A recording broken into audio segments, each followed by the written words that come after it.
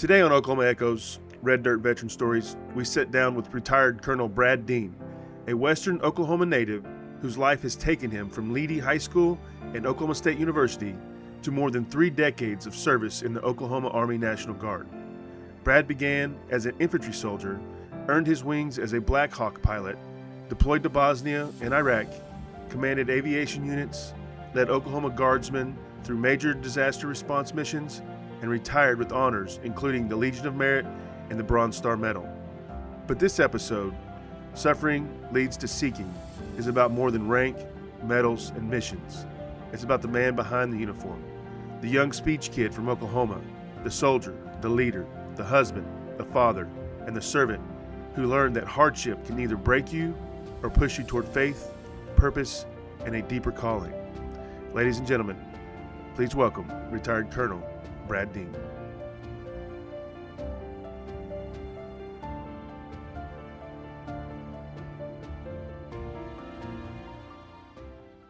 I want to welcome everybody to today's show. Got freshly retired Colonel Brad Dean. Yeah.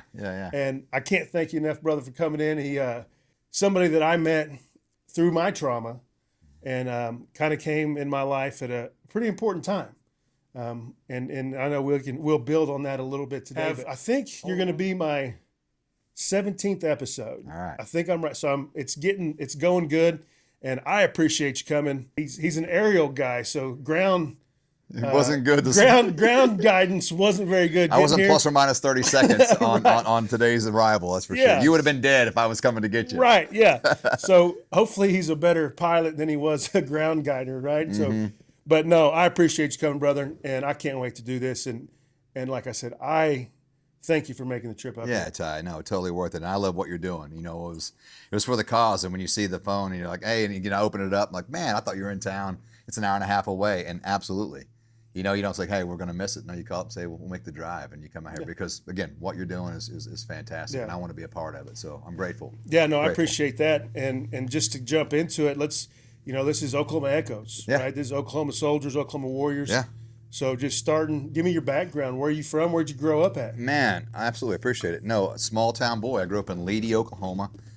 Graduated with 20 kids in my high school class. So, you know, some people in Oklahoma you talk to, that's not a big deal. Some people in Oklahoma City, they don't know what you're talking about. Right. You know, so it depends on who you're talking with. Here in Morrison, it's no kidding. Right. You know, but anyway, a small, FFA, Future Farmer of America, all the thing. Had the main age zucchini across. You know, I was in speech in high school, so did all the stuff with Alva. You know, fought against them.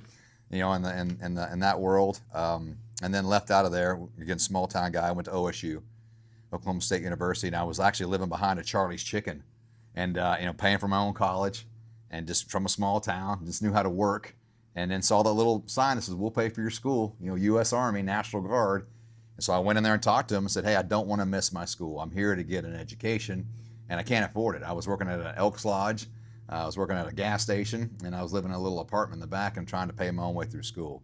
So really, I could wish it would say God and country and taking a bullet, and my uncle was in and my grandpa was in. I was the very first one in my entire family to ever join the military. Most of them were bankers and farmers.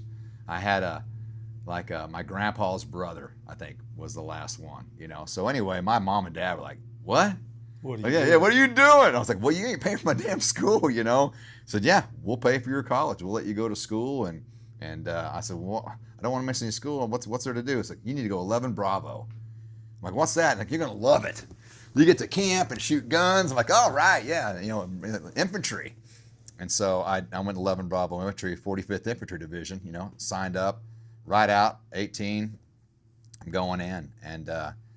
And, graduated OSU, and they said, hey, what do you want to do? And I was into speech, man. As you know, we love to talk, and that's when you can't handle the truth was really cool. Yeah. It's like, I want to be a JAG officer, I want you to pay for my attorney school. I'm going to be a JAG officer, and I'm going to be doing my thing. And they're like, we have so many attorneys coming out of law school with debt that we just waive the debt, so they're already coming to us with a degree.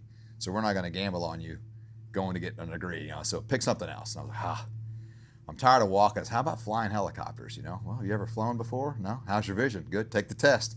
Took the test, passed, and next thing you know, I'm in Fort Rucker, Alabama, flying helicopters. So I went from enlisted 11 Bravo Infantry to an officer ROTC program to flying helicopters in Rucker. And stayed guard. All guard, The all whole Oklahoma way. guard the entire way. So I was total never, years of service were 30. 30 years? Well, see, yeah. So October 28th, 1995 was when I signed up. And so then we're right at 30.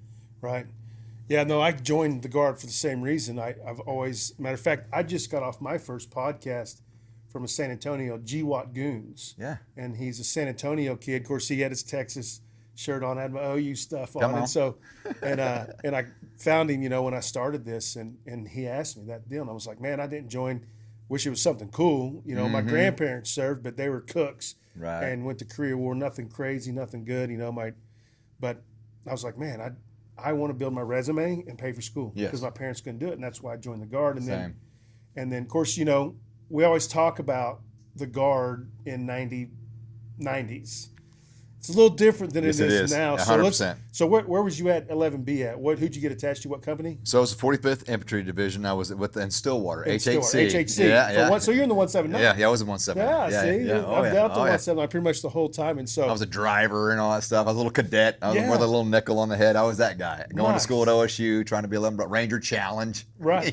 Yeah. Yeah, that's good. Yeah. And so it's changed, obviously the Guard, but obviously flying, because you are the Air Guard. That's correct. Is what well, it comes- it's really not the Air Guard. Some people get confused because there's the Air Guard, which is the Air Force. That's the Oklahoma Air Guard is Okay. the Air Force. So we're still a part of the Army, Oklahoma Army Guard. So we're the aviation asset. So it'd be like calling the bridge assets the Bridge Guard. It's not. It's the U.S. Okay.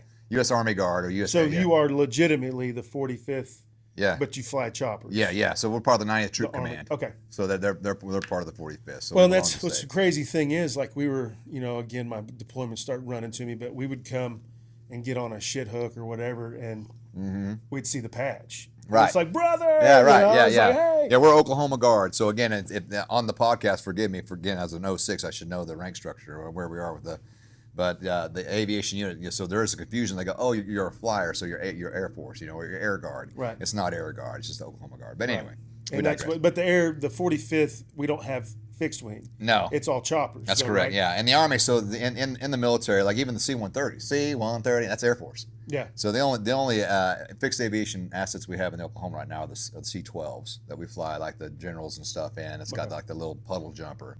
So we have that in the Guard. The rest are your Chinooks, your Blackhawks, your Lakotas, UH-72s. We do the border patrol, stuff like that. So, Right. But yeah, so when you get an Army, it's all rotorcraft. So no. Well, fixed. and again, it's one of those things I've always loved. Any air asset, dude, is like when you're straight leg, when you're on the ground. There's two reasons you're alive, and one's the Lord, and the other one is the air assets, because it's pretty crazy. And so, huge shout out to anybody that's flying. Kaiwas were my biggest Oh, yeah. protector in Afghanistan, and so let's unpack a little bit of Sure. where you go. So you got in 95. Yeah, I got a 95. Graduate college. Yeah, With what degree? I got a BS in marketing. In marketing. Yeah, some Ever marketing. used it? I'm in sales right now, so that's pretty much about it. Yeah, Right. Yeah, business and marketing. I've always enjoyed business. My dad was a businessman, so. So explain to people like I said, I'm an old infantry platoon sergeant, right? yeah. So when you get accepted into flight school or whatever that you're doing for choppers, what did you Yeah. call it? Not fixed wing, but rotary. Rotary craft. Yeah. Talk me through that a little bit and how that kind of works. Yeah, so you graduated at OSU, and so instead of walking and getting my diploma, I just got my pin on butter bar, and then my first assignment was in Fort Rucker, Alabama. So you show up there, and then pretty much the military is really good at taking anybody and making them do anything. I mean, you can put a chimpanzee in a spaceship and take it out to outer space, so it's not hard to teach somebody how to fly. But the military is so good at pretty much breaking you down, because I wasn't a pilot. I didn't grow up wanting to fly. So I didn't read the books, and I passed through all the tests, did what the military said to do, and it's a very structured, and it's a lot of fun too. And then you get you go get all your stuff issued to you, and you got your flight helmet and your fly gear, and every pilot they're lying if they say they don't do this. They get in the bathroom and they put their helmet on, too close for missiles, switching to guns, and you're playing with your visor, you got your lip light on, you got all your gear. It's kind of like when you got your dog tags, or you get your Mark 19 or whatever, you get some alone time with it. You're like, this thing is cool, whatever this is. And so anyway, that part of flight school is, you're right out of college. You're a pilot. You get issued the aviators. You get your aviator sunglasses on. Your ego won't fit in this room. and then you're hanging out in Pensacola, Florida. It's just a couple hours south of there. So the whole experience was amazing. Here's the crazy thing is, again, they're all college kids right out of college. Brand new officers, you can imagine, and the camaraderie is great because we're all, unlike college, you're all studying one subject, and so we're all taking off to party on a Wednesday because we all got a test on Thursday. But unlike in college, people show up to your dorm like, hey man, we're all going out. Like, hey, but in flight school, we're all taking the same exams and we're all doing the same stuff. And so that's easier because the groups and the study groups really can help each other out. So you're not out on your own trying to learn something different. And they're all there with the same object. How many hours are you talking about for flight? Whew, man, you're going to have to put me on the spot. That was 30 years ago and a couple helicopter crashes a year. Yeah. So yeah, it's a lot. I forget, 100 maybe? I don't know. Well, that's like the greatest lines in every movie too, right? Like, how many you've been in a helicopter crash? It's like everybody raises their hand in there. So, I've never been in a helicopter crash, but I don't plan on being on one. So it kind of, matter of fact, one of the state representatives went and flew to That's right. I know Tammy. And went down and shot her. And I was don't know like, if I can say that out loud, but yeah. I was supposed to go on that. Yeah. And I was like, it's ironic that that's where my helicopter crash was. So I crashed a helicopter shooting pigs out of helicopters. Okay. So same. That's my helicopter crash story. Okay. Yeah. But anyway, so flight school, you send them down there, and it's about a year-long flight school, depending on the bubbles and things like that. So depending on maintenance, they might stop you. So it takes a while. But what's neat is that if they can't get you into an aircraft, you do side jobs. You just don't wait. So we did some burial details. So you have a lot of retirees that are passing away because of old age, World War II retirees down in Florida. And so we're actually on call to go down there and do a lot of that. So I got to see at least probably a dozen funerals being involved with as a color detail while you're waiting for your aircraft to be, maintenance, maybe a week bubble, but they'll put you on those orders. And that's pretty cool. Yeah. So you get to involve in a lot of that stuff. So the whole flight school thing was a dream come true. Much more fun than college for me. How long is it? Depends on, these days, I don't know. Back then it was about a year and a half. So you stayed in Florida pretty much that whole year? Yeah. And some people can bring their families. Some, like any TDY. If you wanted to bring your family down, you could. But I was single and went to flight school. Yeah. So you graduate flight school. Mm-hmm. Any honors there? We Top Gun. What do you call it? Yeah. No, graduation's good. Graduation's just good with that one. No honors, nothing like that. Got to fly. And so what's interesting with the state, and the active duty, based on your grades, you get to pick your airframe. So an active duty Army, like I want to be Apache driver. And so if you have top grades, you get to go Apache. Or I want to be a Chinook driver. You do that. National Guard goes, we have one helicopter. I don't care what the hell you want to fly. So you kind of come back and fly the Black Hawk. It doesn't really matter what your grades are. So the National Guard's a little bit different. Really the push and the Guard to go do that, no matter how you graduate, you're still going to be, fly the Black Hawk. So I first came back and flew the UH-60. And I was trying to get the timeline down. Wasn't back long at all, then 9/11 happened. So I graduated in 99, flight school 2000. So right when I got back, I was working at Blue Cross Blue Shield. I was downtown Oklahoma City, the old Blue Cross Blue Shield building. It's something else now, and 9/11 happened. And everybody's looking around. You remember this too. And they're like, and I was in the Guard. So like, aren't you in the Army? Like, don't you think you're going to be going? I'm like, yeah, I'm pretty sure we're going to be going somewhere, and you're getting the calls. And so that was my first deployment. Yeah, I was sleeping when my brother came in and kicked my door in, like, get your shit, you're going to war, dude. They just bombed. I was like, what? Shut up. It's like 9 in the morning. Yeah, I got the same phone calls. Yeah, and it's, it was obviously at that point, I didn't deploy till 6 years later, but nonetheless, it's always there. Yeah, oh yeah, it's always there. And so yeah, that was something that happened. We got deployed. I went to Bosnia, Herzegovina, went to S413, was there, young LT, flying Blackhawks, and that was awesome. Just as an American, what's interesting is until you actually go over there, it's just over there. Everything's over. It's all desert. It's all nasty. It's all ugly. Typical American. And I was that way. I'm a small town boy. 20 kids graduated high school, so I really hadn't seen a whole lot until you deploy overseas. You're like, oh my God, there's houses over there older than our country. Yeah. There's temples in Israel that are they're 3,000 years old. You're like, holy. Puts things into perspective. As an American, like we're not as badass. We have the Plymouth Rock. Right. It's like 120. Yeah. It's something pretty cool, man. Yeah. No, you really don't think about how young we are. As a country. 250th anniversary. Yeah. Until I watch American Pickers. When they went overseas, they went to Italy or something, and they're like, this ain't like picking American. It's the first time it registered to me course, then when you go see Babylon and Yeah. all the stuff in In Afghanistan. the Bible. Right, and everything, Yeah. you're just like, holy crap. Yeah, the Bible. I'm sitting on the Tigris River. Yeah, it's in you there. know? Yeah. So you go to Bosnia, you graduate flight school, you come back to Oklahoma. Where are you living at that So time? I'm living in Tulsa. So my first unit was out of flight school was at the Blackhawks there in Tulsa. 108th Aviation. So I'm trying to think what unit they were with, but I was a platoon leader, butter bar, and in charge of warrant officers. Jesus blesses God. Warrant officers, man, that's the best rank on the Army. You either want to be one or you are one. And so I got to be in charge of some warrant officers, and I learned really quickly who was in charge. And I think you do that with like good NCOs. A lieutenant finds the best NCOs and learns how to listen really quick. And if they don't last very long. Right. And so I was blessed and fortunate enough to get my head hit a couple times to know that these guys were the subject matter experts, and they really were. And they'd seen a lot of lieutenants come and go.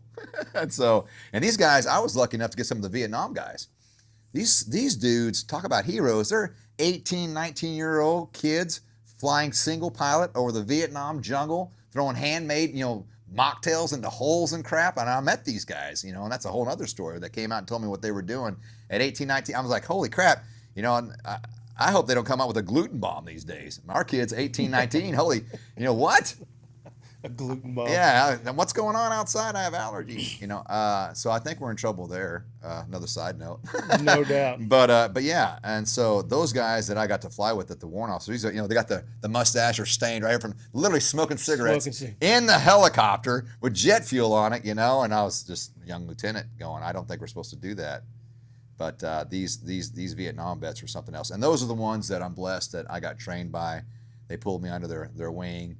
They gave me a lot of shit, and really, and everybody that ever met me, I was kind of the warrant officer type. Never was really the officer type, I see that. Yeah. I see that. I like to push the limits on pretty much everything, and so. Well, I was about to ask you that. It was Huey pilots and Vietnam pilots, and yes, I think it's respect. great. We talked a little bit about in the podcast this morning with the guy I was talking to was, the slick sleeves when you come in, and what's the guard like when we're prepping for things. And I'm like, dude, we're so experienced, and why we're so good in the National Guard.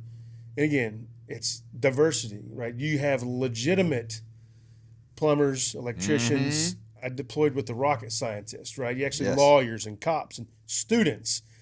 And now you have Vietnam veterans. You got prior service. You got all this in this melting pot. It's a wealth of knowledge. A ton. And again, that's what I learned when I was with the Special Forces in Iraq, was this is why the SF, the Special Ops, are self-sustainable, because you got 12, 13 guys that are experts in this field. And that's why the Guard's so invaluable, just like the pilots that you talk to from Vietnam, the first units when they come in. Yeah. Because they're flying choppers with no night vision. Yeah. They used to strap them. They used to use bungee cords. First nods, they just bungee cord them to their face. Nice. And then they had to cut the bottoms of it out. They take ground walker nods so they could see their instruments. Down. Yeah. And the red lights were two lights. They put black tape over their instruments. So when the engine out light would come on, it would just put black. Imagine putting black tape over your engine instruments on your car. Like, oh yeah, just put black tape. Yeah. Check engine. We'll figure that later. I mean, this is how these guys live. And smoking cigarettes. Wouldn't that be one eye like this? I don't know, brother. I don't know. It was impressive. Yeah, that's what Joe Day was the second episode, and he was a door gunner in Vietnam. And he talks about doing what he says is the first night resupply that he's ever, because the choppers are getting waxed. And he says, somebody just we got to do it at night. And he was on door gunner on some of these night resupply missions, and they were successful. And that's when the Night Stalker. Yeah. And so that's part of the history that we've gathered here at Oklahoma Echoes, and so that's awesome, dude. That's actually where I was going to ask you, is like, what'd you learn? Any Vietnam veterans teach you anything? Yeah, a lot of good stuff, and a lot of things they teach you about is leadership. And if lead from the front, you lead by example. And even with bad leadership, you learn from it. You can follow bad leaders too and go, okay, I don't want to do that. Absolutely. And one day when I get there, I'll make sure this never happens. And we all have that kind of chip on our shoulder, I think we grow up with. But they truly are subject matter experts at everything they do.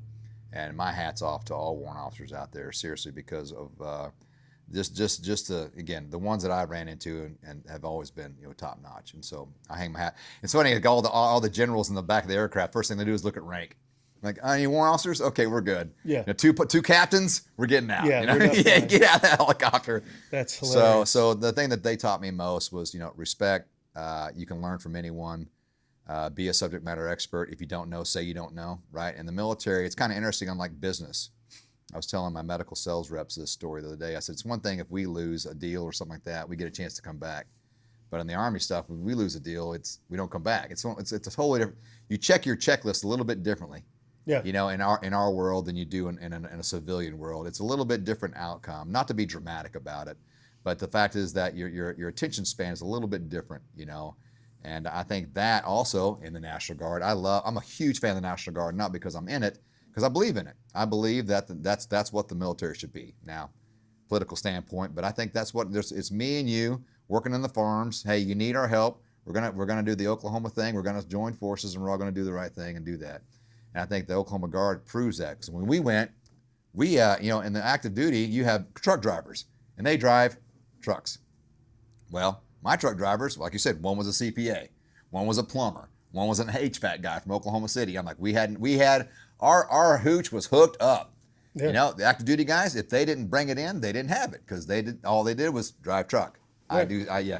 And so I'm not saying it's good or bad. I'm not saying that but it's definitely different.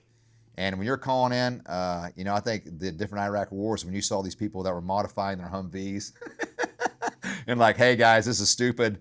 Hey, Bubba comes out here, and Bob, we're gonna fix this crap. Yeah. I'm tired of dying, and that's ingenuity, and that's what the National Guard is. I think, and that's what it brings to the table, and I think we don't need to forget that. But a little plug for the National Guard. I'm a huge fan of. Yeah. it. But, No, absolutely. Again, it's man, I didn't think about it until you actually see it used. You just think it's just who we are, what we do. Yeah. You see how effective it is in real life Right. and in practical use. So I definitely, it's always one of those things.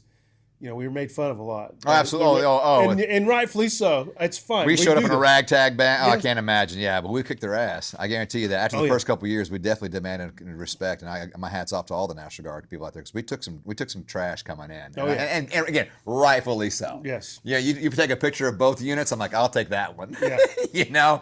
The Bad News Bears show up into town, and it's so that's what it crazy. was, man. But we cooked some ass, and we took some names and showed that we actually did stand up and show that we had some value. And I think the active duty, I can't speak for them, but all the events I've been to, they stand up and they respect the National Guard, and they'll tell you that. Yeah. So I think that's changed. And I Yeah, think that's the good. guy actually said that this morning to me, and he was a regular Army guy, and he was like, man, hats off to you guys. Good. He wanted to talk about That's citizen- changed, because that Right. wasn't that way. Yeah. Citizen soldier Yeah. opened that door a lot, showing what the National Guard went through. They think we just go up and, pull guard shift duty or something. Like, no, we get in some. It was historically, Yeah. our Absolutely. mission was a little different, but Yeah. so getting back, so you Sure. get back, Vietnam, invaluable Yeah. lessons from these warrant officers, and Yeah.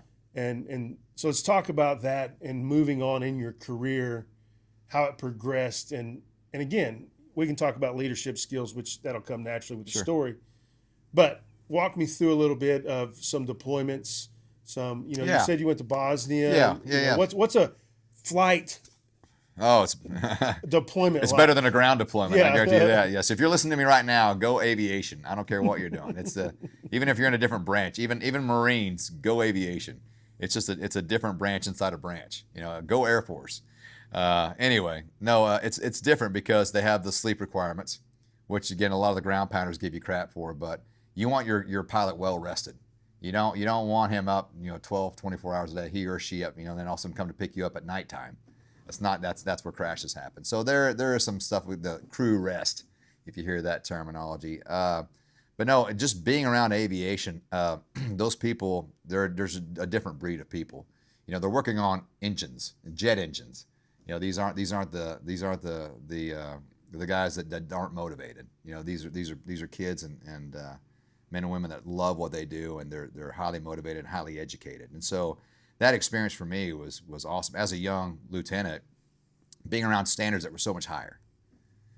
It's not like a Humvee, you make sure it has gas in it. Like, you need to make sure it has gas in it. You need to make sure that all these things. And so, again, as a young 24, 25-year-old kid out of college, whatever, those lessons are invaluable, just going through life. And so while the deployment was there, the leadership opportunities that we had were available. They were amazing to see. And then also, too, and again, I have to go back, the scenery. I try to explain to people over here from Western Oklahoma, like, you have no idea how beautiful it is, And so that's one thing I look back and remember as well. So.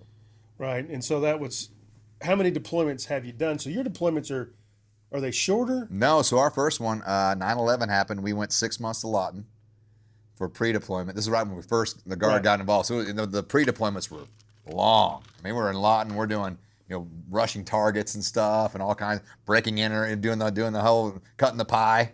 And you got this CW5 warrant officer with a 9mm pistol, clearing rooms because he has to get checked off. It wasn't effective, but anyway, it was a 6-month train up, and then we deployed for a year. So the whole deployment was 18 months. And where were you at? I was in Bosnia Herzegovina. Okay. Yeah. And then I came back from that, and then back in 2004, deployed back to Iraq and went to FOB Tikrit.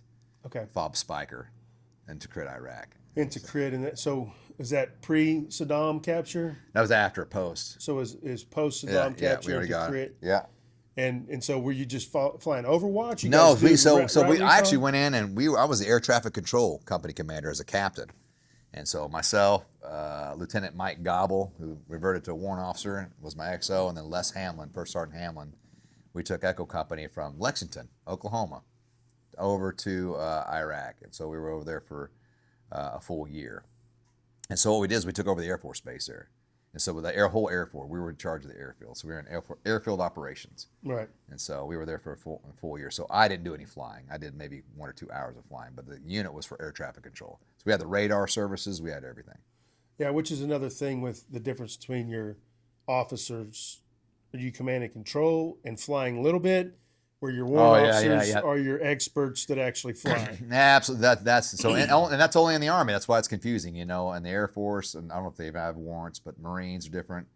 But I know in the Army, it's different than most branches. In the Air Force, a full-bird colonel's out flying jets. That ain't happening in the Army. And that's the little rub. The warrant officers get in your face. So if you want to fly, sir, become a warrant officer. And I said, well, if you want to lead, sir, chief, you become an officer. So then it's piss and match. Right. But and it's true. And you don't. And here's the deal. I don't want my pilots up worrying about writing letters of reprimand or Sally's sleeping with Johnny or so and so smoking dope. I don't need that crap on my mind when I'm flying a lead mission into a hot LZ. Right. And I'm worried about pay or worried about being So in the Army, I like that situation where, hey, I need you to know shit, be a subject matter expert on this. Don't worry about anything else. I got everything. You just fly. Can you do that? Yeah. So that's kind of. And it's that makes sense. That's my opinion. Everybody has a different one. I never thought about that either. Yeah. Again, you see the experts are always warrant officers in anything, admin. Yes, whatever. Ground, we don't have maintenance, warrant mechanics, in infantry. Yeah. Because we're not experts in anything, right? You just go through everything. That's right. So that's insane. Like, I don't really. Again, it's a whole different world. When I was elected, it was I write speeches, and all I talk about is the 45th. Well, people that are part of the Oklahoma Guard be like, Ty, there's more than just 45th. Right. I'm like, there is? Yeah. Like, what? He's like, well, there's Air Guard. And, I'm like, right. So I'm trying to piece it. We're a lot bigger than what you think. And, like, we got sister units in Nebraska, the airborne part. Yep. And I was like, what? So, again, it's put together very well. But I want to talk a little bit about what sets pilots apart, right? So when you start seeing some of these special units that fly, right? What is the difference that you see? I've been on the Chinooks, like that picture there. That guy holding a Chinook ramp right on the edge of a mountain deal. What sets these guys apart when you see special operations running? So what's the standard to really, so you're going to go fly, all this guy does is fly special operations. You're taking versus somebody just flying like a Black Hawk guy, an Ash and Trash versus a Special Forces guy pilot. You want me to compare two pilots? Or are you saying what's the differentiation of it? Obviously we got 45th, and do we ever get called to say, hey, we're going to do these missions with somebody? I get your question. Send me your best pilots. I get your question. Absolutely. How does that set? How do you pick those guys? Very good question. So and it's down to specifications, right? How many hours do you have doing X amount of missions? So they have a mission set. For example, hey man, we have a swiftwater rescue team here in Oklahoma City that we built. Pretty awesome that the Lakotas and Blackhawks come in, drop down the swiftwater rescue basket, pick them up. So if Kansas calls and goes, hey, they don't say send us Bob, right? Hey, send us the guys who have the most qualified time for this mission, specific mission. Because hey, picking up people out of a river and doing fire buckets or doing search and rescue, all different things. Or Channel 5 News, no offense to Chase Rutledge, you're flying around. That's different than picking somebody up out of the water or taking on fire or flying over a wildfire. So they don't say, send me your best pilot in this. They'll say, hey, this is the task we need. Send us the people that do this task. Because an aircraft, you can do so many different things, especially a Chinook. Hell, it can float in water. I mean, these things will do all kinds of things. So what's cool about, I'm going on a little rant here, but it's neat about how the National Guard works in the JOC here in Oklahoma City. You know, what they'll do is, hey, send us 4 Blackhawks. And what we have to realize, like, they don't need 4 Blackhawks. They probably need a bus and a generator, right? But when you go out there and look at the situation, you go, okay, and as a pilot, that's what I would do, you know, an L&O going, hey, guys, they don't need this, they need this. And so I would reach back and go, hey, guys, we need 2 fire buckets and a water bucket and whatever, you know. And I request that, and there's no specific, hey, get water bucket Bob out here. You know, it isn't that. It's like they look at the hours, who has the experience, and that's the person that you take. So you break it down into certain absolutely, deals. yeah. Hey, I'm like, I've never flown a fire bucket. You don't send him, even though he's the best gun pilot there is. Right. You know what I'm saying? So, and don't worry, and like in infantry and everywhere else, and we size each other up.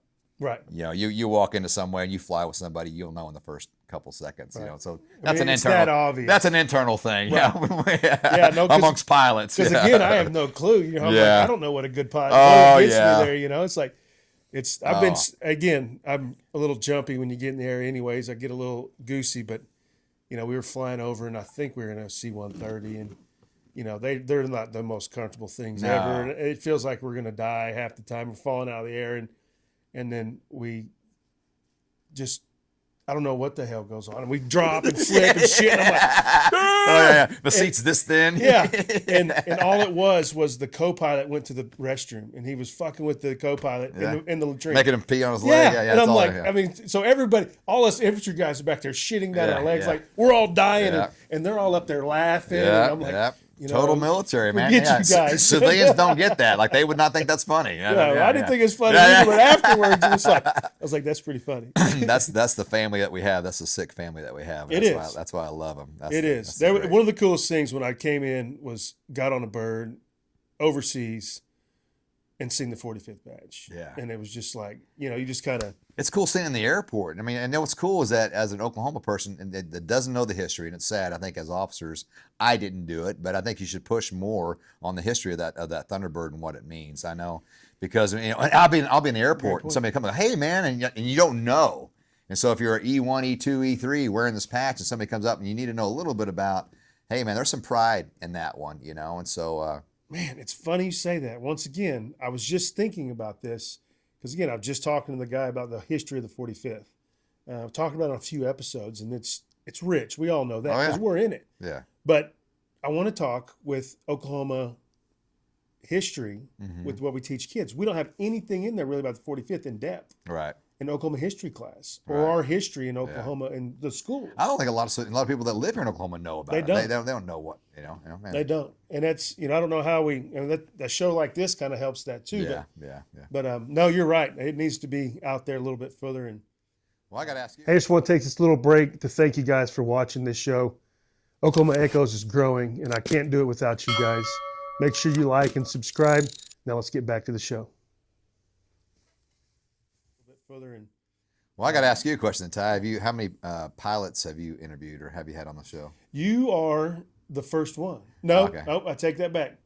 So I thought you had a Huey guy. Gary Vance. Well, he's a door gunner. Okay. He was infantry, and then he went to sniper school, and then he went. So he's badass. Yeah, he's Joe Day. Like he's had 3 helicopter crashes. Yeah.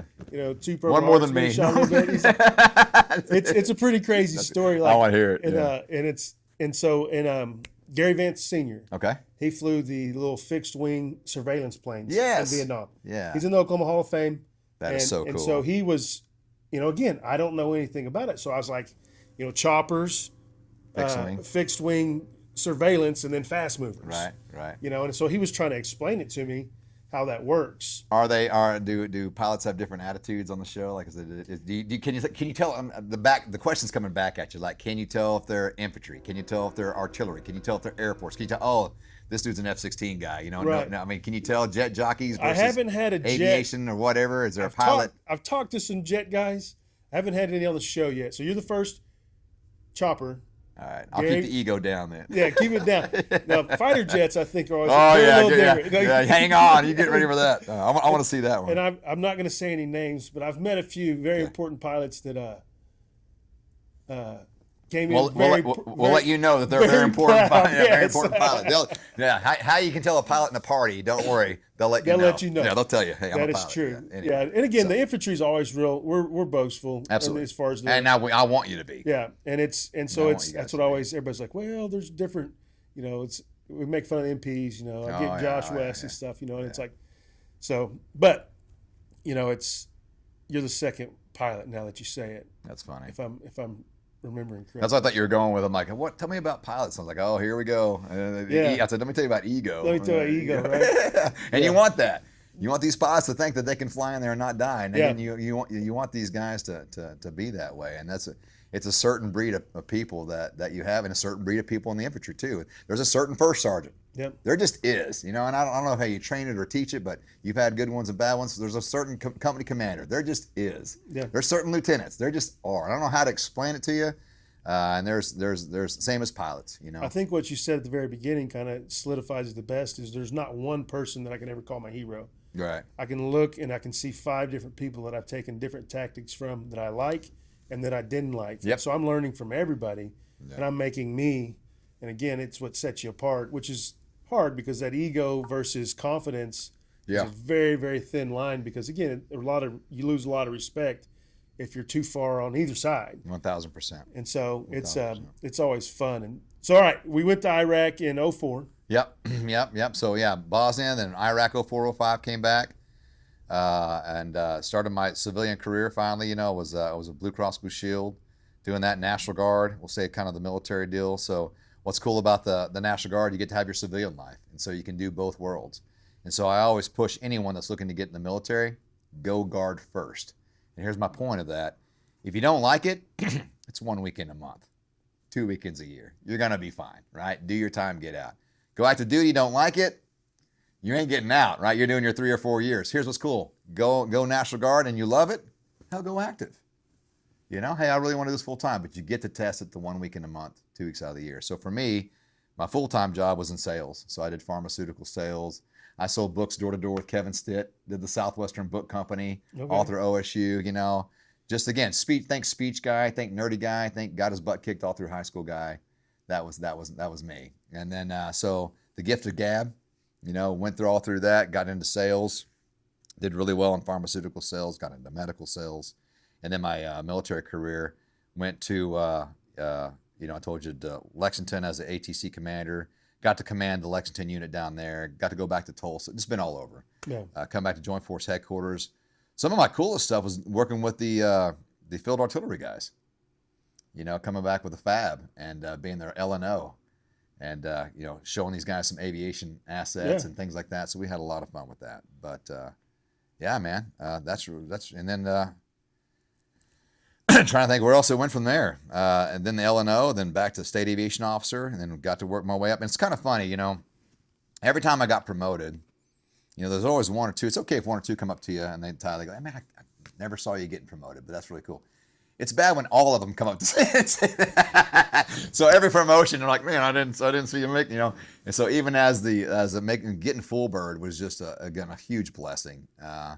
For me. And so I actually, you know, you always say when I get to that level, I'm going to do something. And it's funny, when you hit to that level, you're like, holy crap, there's so much more stuff. And I know you see it in politics. You're like, I don't know why they're doing it this way. And you get up there and you're like, I assume it's that way. Because it is in leadership. The higher you go, you're like, oh, okay, we can't just change it then because it's going to change this and change that. And so I got to see that going up through leadership, the challenges that you have, they change. You're like, well, if I was in charge, I would just do that. It's kind of like seeing those kids in Walmart. Like, I'm never going to do that with my kids. And then you have kids, and you're beating their asses in Walmart, Yeah. you know? Yeah. So No, same it way, is. same way with officers, and I'm assuming politics. As you go higher and higher, you're like, oh, okay, this is why you beat their ass in Walmart, Yeah. you know? Because Now, my saying that I got for that was, we always said, shit rolls downhill and the turd gets hairier as it goes. I'm like, no, it comes out hairy. yeah, it starts that way. It starts that way. It starts that It's way. not just coming down the hill that way. It starts that way, and it is. It's Well, it's ran by humans. I got to go spend some time at the joint It's diverse. at the National Guard Bureau, and you get to see things. And there's no hit on them. It's all organizations. It's just people like you and me up We're there just people. doing the best we can with the information that we have, Yeah. and being told what we have, what's happening at the ground level, and the telephone, the game telephone. Yeah. It starts at the bottom level, goes around. And by the time it gets to me, it may be totally wrong, and I'm, and we're leading down the wrong way. Yeah. And it's understandable. But I think, man, I got to step back and honestly say, we've got one of the best militaries, that I've ever seen, based on my experiences of going to war college and talking to other countries. So they're doing something right, is my point. I'm not hitting on it. I'm just saying that those are some things that we do deal with for sure. So. Yeah, no, it's funny that you say again. That's probably why we hit it off pretty good. Was everything I've ever done in my life? They were like, I can't believe you're a coach. Oh yeah. Oh, I can't believe you're a teacher. I still hear that. Oh, I can't believe you're a politician. Like, Yeah. I can't believe you wrote a book title. Like, I can't believe you got a podcast. Like, I can't believe it. So Yeah. I know that feeling. That's probably why we hit it off a little bit. Yeah. Whenever I'm ready to do something, just step aside. We're gonna Yeah. go do it. Yeah. I love Yeah. it. No, and so overall, 30 years. Yeah. And wouldn't change anything. Do you, career-wise, Career-wise, would you have changed anything? man, you look back and so grateful. You don't want to have any regrets. If there's anything I would change, man, this is in life. Enjoy it more. I was always looking for the next promotion. Always looking for the next day. If I get, always trying to get promoted up instead of really enjoying the position I was in. Everybody that's past captain goes, man, I love being a company commander. Man, I love being a first sergeant. Man, I love being a squad leader. Man, I love being a platoon sergeant. And it seemed the higher up you went in admin roles, the less fun it was, right? And the more disconnected you got from the troops. And so I think if I would go back and do it again, I would spend more time, with the troops as much as possible, trying to get out of the office, trying to, spend some time with them, because that's really where you learn.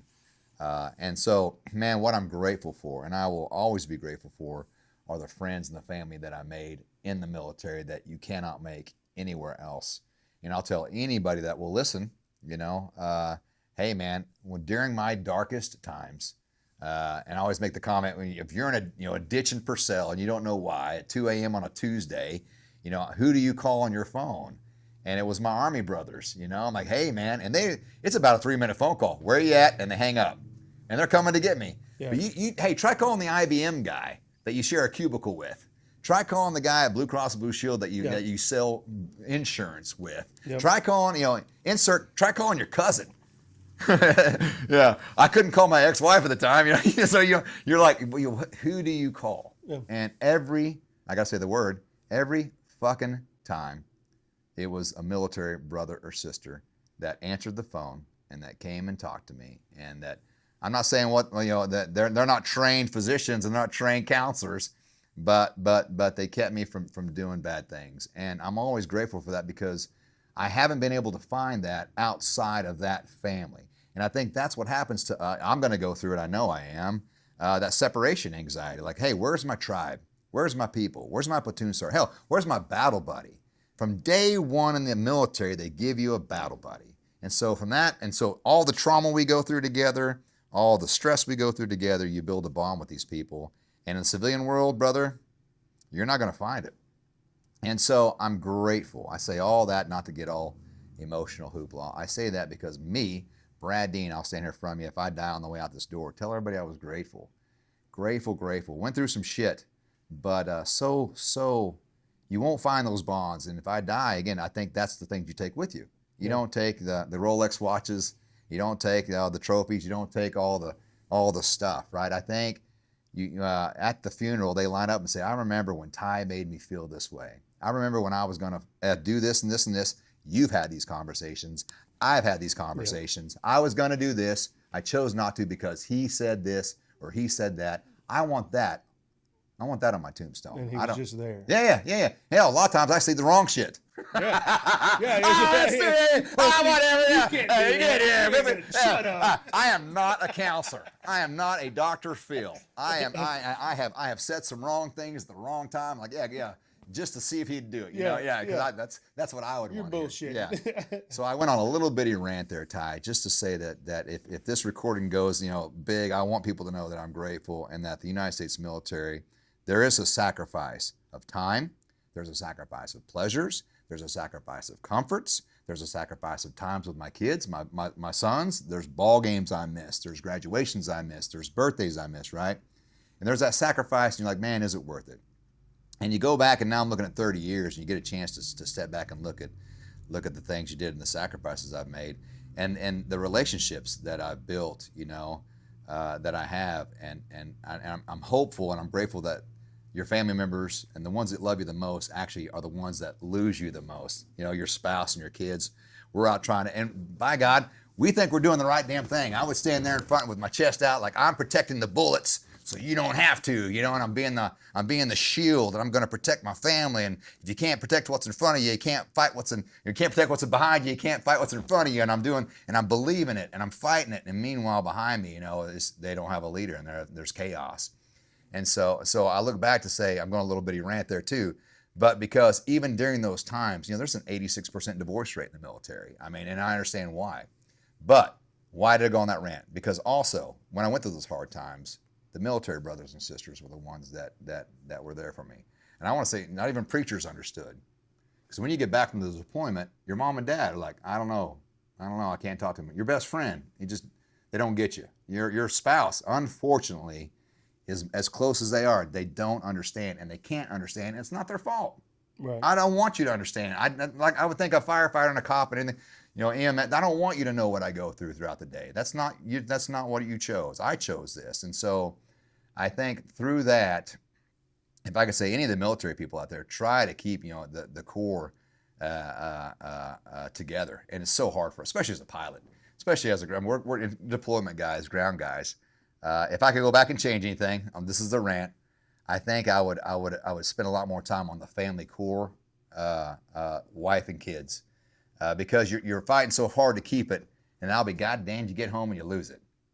You're like, shit. Yeah. And you can't figure out how. I'm not saying, I know in my own personal situation, I'll talk about Brad Dean. I got this little holy spit on you, but it's my fault. I'm not saying, but my deal was, because the one thing about Ty that I've noticed is the thing that I've noticed about Brad Dean. If I put 100% of my effort into something, I always succeed. And I look back at my life, it could be in, again, for me, it was speech, it could be in sports, it could be in, if you pick, there's those people that, you got the golden touch. I can't believe you did this. I can't believe you did that, right? I believe if you truly put 100% of your focus in on whatever it is, you'll accomplish it. And I know, based on your accomplishments, it's true for you too. And I know, not bragging, based on my accomplishments, it's true. Now here's what's going to hit you in the gut. What the fuck are you focusing on, right? And at the time for me, and I had to drop the F-bomb to push it here, at the time for me, it was making that next promotion, getting that next thing, getting that tab, being in special forces, being a badass, right? So my sons will see me as a badass. My 20-year-old son doesn't know what the hell I did in the Army. No fucking clue. Well, how do I know? He borrowed my jacket and we went snow skiing, and we got to the bomb, we're eating lunch. He goes, hey, Dad, somebody asked me if I was in the Army. I told him my dad was. And they asked me what you did, and I said, I don't know. What is it you do in the Army? I'm like,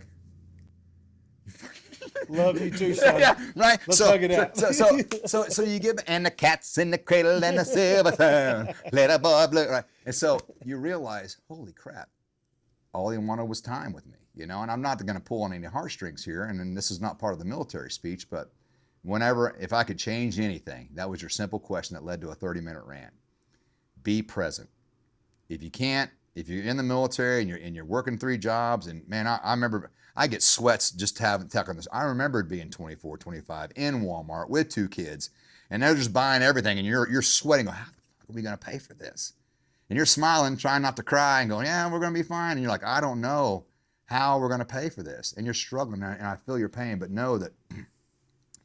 Man, you focus on the family and you keep it strong, and you guys get through it and you push through it. And I wish that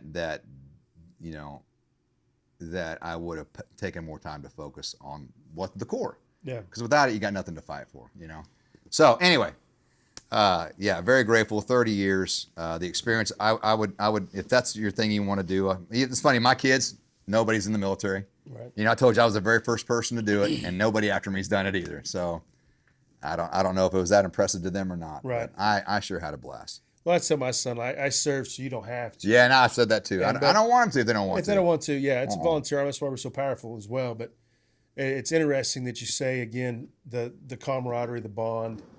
That's real, and it doesn't matter if you served. Obviously, my platoon, we went through some firefights together. You're going to have a different bond. Yes. But just the military together, we see it at the house, right? Like with me and West and Kennedy and Duel and the guys that have done the military. Like there's a natural bond. Yeah, absolutely. At any age. That's right. Which is cool because you see it with the Vietnam guys too. Absolutely. Like it's when Gary Vance comes in, I come back. He never really talked to me before. Well, now that I'm war, he came back and started telling me war stories. Well, see, you go into a room of strangers, and I'll show this to anybody as an exercise. Room of strangers, you find out you're a veteran, I'm a veteran. Next thing you know, we're best friends. Oh yeah. Like the Furby dolls, you put them together, and Yeah. And so that's the camaraderie that I have not found exists in any other organization outside of the United States military. I just haven't found it. Which leads to the next part in chapter of your life. The struggle is going to come after retirement. Yes. So, what's the plan for that? Because again, you're filling gaps. Yes. And again, this is the great thing about the National Guard. I would say this over and over. I've talked to a lot of regular Army guys and regular military guys that struggle a lot more than we do because one, I'm from Oklahoma and then I'm living in Kentucky at Fort Bragg, and then I come back to Oklahoma and I don't have anybody that I know or served with or did anything with. So now you're lost. Yeah. Right? Yeah. Well, the Guard, we have our buddies here. We're all went to school together, living together, really close together, and we have events that we can do. So we have a little bit of advantage at it. But you're still, you are. What are you doing to prepare yourself for the slowdown, right, if you will? What are you going to do there?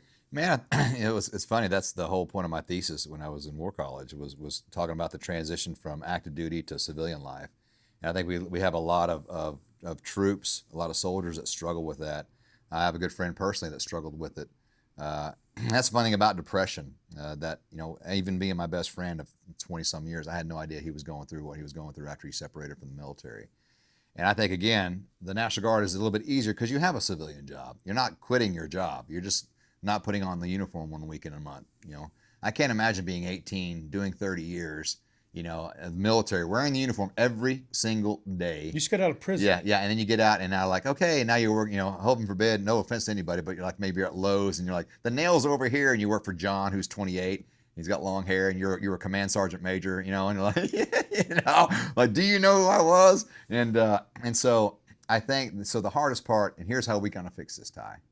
I have the problem, I have the solution, and I need everybody's help, and you're doing it. You're the solution too. We got to get the tribe back together. We got to get the guys back together. We got to let them know, even if it's a fucking call tree, even if it's a place to go on and log on and talk to somebody, right? To have, and the VFWs, and here's another thing, I'm going to hit some people in the head with it, and I apologize. You got to get rid of the alcohol. I don't want to meet up with you guys at the VFW and get drunk and talk about the good old days, because you know what that is? It's called a depressant. Fight me all you want, but I'll show you on the scientific books, this substance that you're taking causes depression. And you know what you guys fucking sit around and talk about? How depressed you are, right? You don't have to be a Dr. Phil to figure out what the hell's going on. So I would ask that they take away the alcohol part of it. And that's hard, because in the military, we drank a lot. Hey, pilot, drinker, military, drinker, sales guy, drinker, right? It's what we do, and it's kind of the fluid that gets the things going. But I also think it's I've seen the bad side of it too, with these service members that are lonely. They go to these events, they get drunk, they go home lonely, and it doesn't help things situation. No offense to those people that do that, and no offense to the organizations that have alcohol.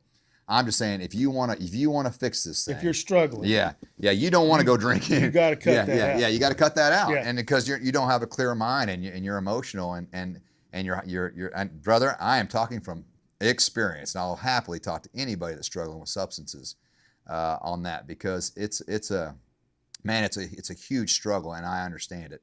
And I went on a rant, and I don't even know why. But Right. Well, what we're talking about. Yeah, right. Well, we're going to segue into Yeah, that. please do, because I was just going into another rant, it's coming, right? So when you start talking about trial and separation. tribulations through your life, we met when I was in a bad spot. Yeah. Bad spot. And we met through Paul in Hyperbarics for Heroes. Absolutely. Yeah. And so it's been kind of my mission. I know you haven't read my book yet, but at the end, I talk about, the alternative medications that's not in a bottle. Yep. Right. And I talk about the brotherhood that saved me, that came to my door, it wouldn't let me off the phone and ran the mission. Good. Right. And so it's chapter 22. I need to read that book then. Yeah. It is very beneficial. And I've had a lot of people tell me, man, this really helped me, Ty. And so, that's kind of the part that I did for myself, but I think, you can push it out. And a lot of people that are dealing with things, no matter what, whether you're in the military or not, you can connect with some of the things, I did as a child and divorced family and whatever. It's not just military that a lot of the, traumatic stress comes from, that you don't even know what you're hiding there. But so we met in a very challenging time, and we met at Hyperbarics for Heroes, and we kind of talked. That's the good thing about it, is it was just very blunt, and it was just good. Like you said, a lot of things that really stuck with me. And one was, and I'm going to mess this up, but I know as soon as I say it, you're going to, or start to screw it up, you'll fix it. And it's, when you find pain, you find the solution, or what is it? Say it. Suffering leads to seeking. Suffering leads to seeking. And it really, not that it didn't stick with me, but it stuck with me, but in a whole different way. Right. You start seeking something. Yes. And then when you're like, okay, I'm fine. Well, you're not doing your PMCS on your mental health that you need to. And so let's talk a little bit about that, of what you've done. You've created some of this and your passion now to help that. Let's lead into that. So what have you done to help you deal with some of the stressors that you had in your life? And again, we can talk about the helicopter crash if you want. Sure. Yeah. No, absolutely no. So during all this stuff in the National Guard, I had a helicopter hog hunting business. We had an old OH-6 Little Bird that flew in Vietnam. Beautiful aircraft, and we had restored, and we were shooting pigs down in Texas. And this particular one wasn't my aircraft. Was a rental that we had down there, and was doing a helicopter hog hunt expo for veterans and stuff, and crashed. Had a helicopter crash, and 9 broken ribs, fractured scapula, punctured lung, lacerated liver, massive traumatic brain injury. Was in the hospital for 30 days. Everybody lived, thank God. But after that, after the healing, that's where I met Paul in the hyperbaric chamber for the traumatic brain injury. And so met him through another veteran that had used his services and the Hyperbarics for Heroes, and went down there and sat in that and to help my traumatic brain injury. And so, but after that though, after you get healed physically, any of those who's been through any type of trauma, any type of crash, the mental aspect, right? So the next 4 years to follow on that crash, drinking got heavier. The guys, the shame and guilt. I mean, I'm an aviation battalion commander and I'm crashing helicopters. How do you do that as a pilot, as a PIC? Just, man, the shame and guilt you have as a perfectionist. That's hard to live with. And so, not making excuses, but yeah, my life tumbled out of control. I mean, it just got to a point where I was relying on the alcohol for everything, and so I could not find relief. And so from that, those now being 5 years sober, March 6, 2021. And retiring and finding something to put my energy to, right? Invented an app called Recon-Nect. And what it is, it uses AI, and it specifies with veterans and first responders who struggle with like PTSD, trauma, or just everyday work stress. Our stress is a little bit different than the CPA down the street or anybody else, but the first responders, the military people, I built an app called Recon-Nect, and it does all the things that you talked about. It reconnects us, number one, to sources. So you said, hey man, I just got back to Oklahoma. I haven't been here in 15 years, active duty. Want to go play some golf tonight. What's going on? Hey, golf tournament tonight, Midwest City, veteran, reconnecting veterans back to veterans. That's what I wanted to do, right, for the camaraderie. Number two, hey man, it's Tuesday morning at 2 a.m. and I cannot sleep. I don't know what's going on. I'm struggling. My wife thinks I'm freaking crazy. Right? And sometimes you just need to get that off your chest. And I found that journaling for me, helped a lot. So as I would talk it out and talk in the car, turn off the music, get rid of the rap music, get rid of the country music. Oh my Lord, turn that shit off. Get rid of the drinking the booze and turn on the Stapleton. Get rid of that dude. I love him. Get rid of Stapleton and the booze, man.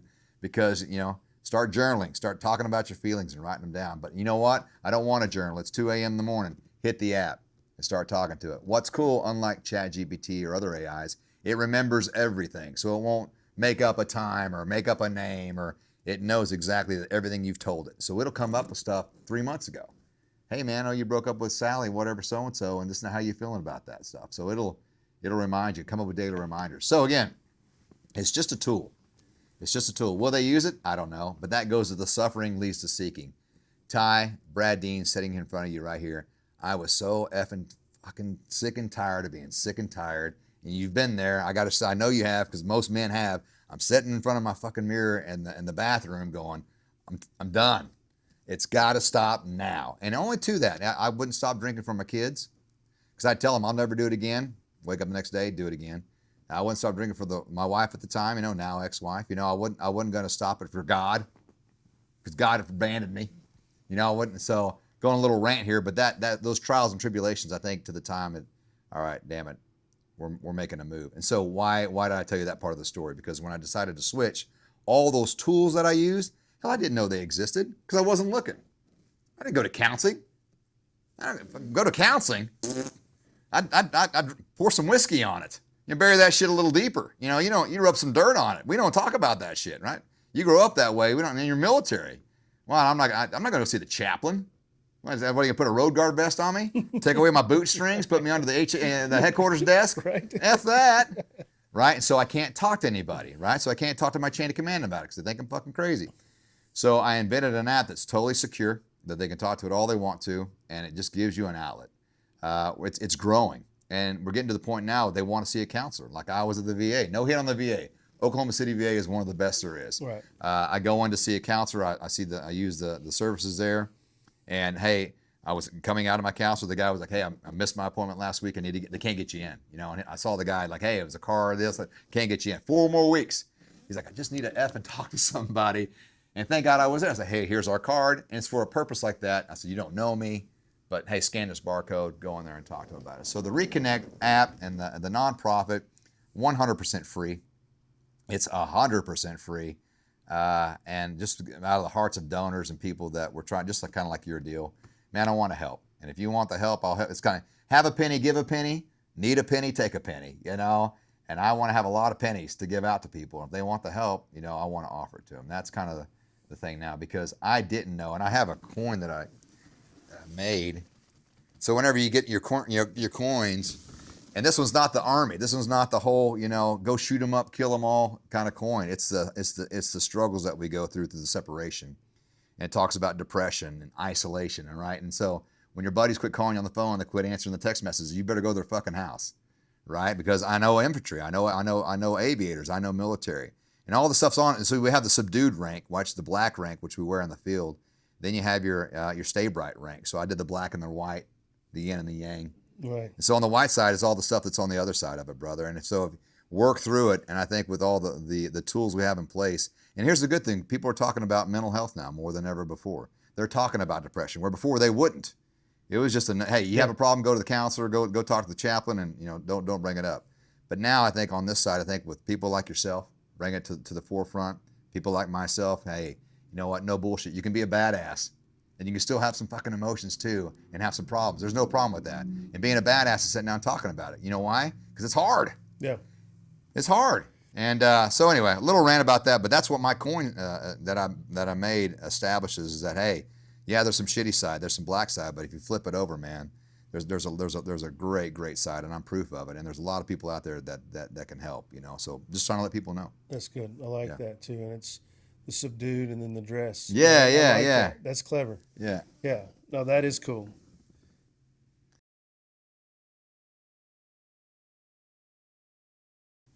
But anyway, that's the kind of different coin. And it was, and I had, it's different being an Army hardcore guy. You're like, do I make something that's, give to a private or an E2, E3? He's like, what the hell, depression? And so I wanted to spark a conversation to say, hey, you know, even Fulbert, we can talk about this kind of stuff. Well, So, you're hitting a lot of different points too, because remote matters. You know, we want to talk to somebody, but we don't really want to travel. right. We get close to somebody, and then they're gone to the VA. Right, yeah. Like, I haven't been to my counselor in several weeks. I've got one coming up the 10th now because I got close to my first counselor, and then she's gone. Yeah. So now I'm like, what am I going to do? Yeah, yeah.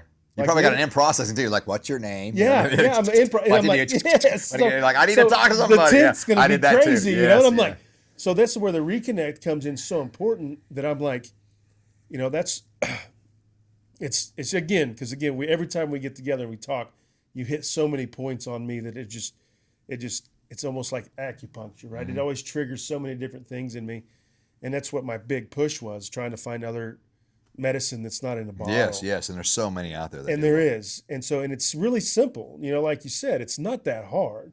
It becomes a choice a lot of times. And sometimes that self-destruction part is what we feel like we need in our life to be, you know, purpose is important, but we embrace the suck and we like the suck. Oh, absolutely, yeah. So it's yeah. weird. Things like- are really calm right now. Let's go fuck some shit up. Yeah, right. Let's go get kicked out of an Applebee's or something. Like things are really, yeah. Yeah. So it's very complex. You know, Yes, we it don't is. understand it. Yeah, if But it gets it- too peaceful, I don't like it. Well, that's the thing is, yeah. and we don't want people to know like today's a bad day. You're right. And I need to talk to somebody, and that's where it became, you know, like I And your just spouse gets tired of hearing it too, or Oh, yeah. whoever you're And your with, boyfriend friends. go, yeah, they're like, ah, You know? here he comes again. Miss, Oh, he's gonna tell me all his oh, yeah, let me problems. tell you how bad it is. Yeah. Yeah. You don't. And do it. again, so you love the remoteness, and that's what I showed you what I did yesterday when I was struggling through a problem that I was, you know, the loop where I just could not let it go, and I felt like it was something I needed to take care of, and I couldn't shut it off, and I didn't sleep for 3 days, you know. Well, you know what I mean. Yeah. And so you're like, and I didn't have my sleep smarts, so I've been helping Gary Brown start sleep smarts. Okay. Which again, I told him the AI part and pinpoint it's for veterans and first responders as well. And I didn't have it. You know, I've been camping, staying out in different places with no service. All right. And so I text him, I don't have my sleep smarts. You need to be able to where I can download at least 1 or 2 episodes where I can listen to it and go to bed to help me. To have it on your phone, you don't need Wi-Fi. You Right. don't need signal. Right. Yeah, And so absolutely. it's saved, and he was like, done. And I was like, so I'm helping him advance this because I know the value of it, and that's why I love what you're doing with the Recon-Nect. Is it's something you can do privately, and it's even something you can do with each other. Absolutely. Because you're talking about, you know, I talked to the point of, you know, this sleep smarts. Let's have an app that teaches couples how to pray together. Mm-hmm. You know, they sit down and you have a prayer for your marriage together. Absolutely. And it's got apps in there for your child. It's girls, because the girl suicide went up. Dude, there's so much we can do. It's so funny. I don't believe in coincidences, and it's funny how we bounce off of each other and we say things that trigger things. So my fiance, it actually built us a 45-day plan, you know, based on the Bible. So every night for 45 days we would pray and journal together, and then at the end of the 45th day, you know, I asked her to marry me. And so again, I think there's some tools out there that can use it for that I would never have came up with myself. But I'm talking Bible verses, you know, journal topics, you know, the hard stuff. Like before you get married, you probably want to know these kind of things, right? Yeah. And so, but something I could have never on my own come up with, or sit down with a preacher or a marriage counselor and going, okay, I need you to do this, this, and this. So the tools are available. Yeah. And some people, I'll tell you what's so cool about this is that, like what you said, hey, I need you to fix this. And AI stuff, like, done. We had a guy, a Vietnam vet. I don't have an app. I have an old flip phone. I don't know. I was like, can you call a phone number? Like, can you do? I mean, do you have a phone? Yes, I do. I called Jason Shandy, our developer. Can you make this thing a phone number? He's like, hold on. He's like, yep, it's phone number. Here's your phone number. And I'm like, call it. So now you can call it and talk to it. Just like somebody on the phone. Hey, this is Recon-Nect. How can I help you? Hey, man, really struggling. And now, instead of talking to the app on your phone, your guy can talk to him on a flip phone or whatever. So, anyway, my point is just technology. If you want to do it, ladies and gentlemen, you're listening, you want to do something, get on AI. Don't believe everything it says. It told me Father's Day was like last week. I mean, so there's some things it can't do. But you got to cross-reference. Yeah, you got to do a little fact checking. But it's opened the doors to so much. And the only reason we're on a little AI kick, because there's so many people right now that are scared of it and the chat GPT and stuff. Yeah. But for me, and with our bot that we're using, the AI platform, man, it's just, if nothing else, just somebody to talk to that will give you, here's what's really neat about it.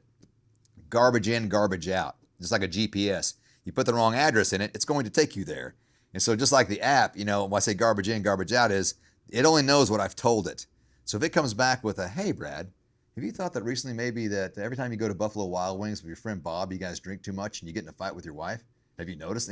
It'll give you that stuff. You're like, because it's factual. You're like, it's not your buddy giving you crap. It's not your friend like, hey, man, I think you drink too much. It's like data that showed where you went and how many times you go. Well, and it's explaining to you what you feel. Yes, it's because you did this and did this. Maybe 8 cups of coffee you had all day today. Right. You can't sleep at night. Have you thought about that? I'm considered emotionally intelligent. It was my best intelligence. Right? I'm emotionally intelligent, so I understand people, but I can't articulate all the time. So that's the coolest thing, like my journals. Yeah. When I wrote my book, journals, I took all my stuff together. Like I had a lot of stuff written when I did it, and I dump it in and go on a kick.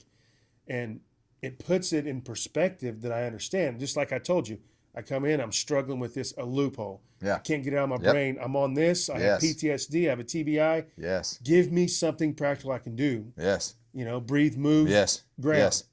And it gives me a 3-point deal, and I'm like, there it is. Imagine waiting 4 weeks to get in to see a counselor to do that. Right. And I showed you my sheet. Yes, right? it's beautiful. And so and that's what that's exactly what's out there that we all got to get together and kind of push that. And we probably need to get you with Gary Brown and Sleep Smarts to figure out how we can merge a lot, because it's the best thing I found for sleep for sure. Man, and that's the great thing about the state of Oklahoma is that, and there's some other, Texas, Kansas, that are really big on support for military, and so there's so many resources here in the state, man, honestly, that I just didn't know existed. Especially like the VA services and stuff that you didn't know even existed, or the disability services that you didn't know. They don't tell you that. And then you meet a buddy and it's like, oh, you don't have this? And like, I didn't know that was a burn pit. What the hell are you talking about? And so there needs to be a place for resources, and we need to reconnect these people to, pun intended, to go and hang out together and to see, hey, there's a benefit here that you didn't know about that you need to go get. So I hope it's a spot, like you said, yes, we do. Let's get together. Because if somebody's looking for sleep or whatever, it will recommend, hey, would you think about looking into Sleep Smart? And so we can add these. This is really cool. I get excited about this. You can add your businesses, your veteran-owned businesses, to Recon-Nect, so that it will recommend, hey, I'm looking for this. Well, like I said, the nonprofits. Yeah, we all of them. Have so many nonprofits. Oh my God. That right, wrong, or indifferent. Yes. But I'm trying to get the ODVA to put a registry so we can say, hey, these are nonprofits that are good. Yes. And that you need to donate to. And so. And ones we can put in the Recon-Nect system that we approve, that the OKDVA approves. Like, hey, this is approval by them, and so it's not just some white. Just some, hey, we want to add this into white noise. Because everybody's preying on somebody for money, right? Absolutely. The elders and everybody. The number one thing, I hate people prying and making money on the graves of soldiers. Yeah, it drives me insane. Yeah, there's a need, but that's so and so died, and I'm like, come on now, don't do this to me right now. Yeah. Let me check. I just want to take this little break to thank you guys for watching this show.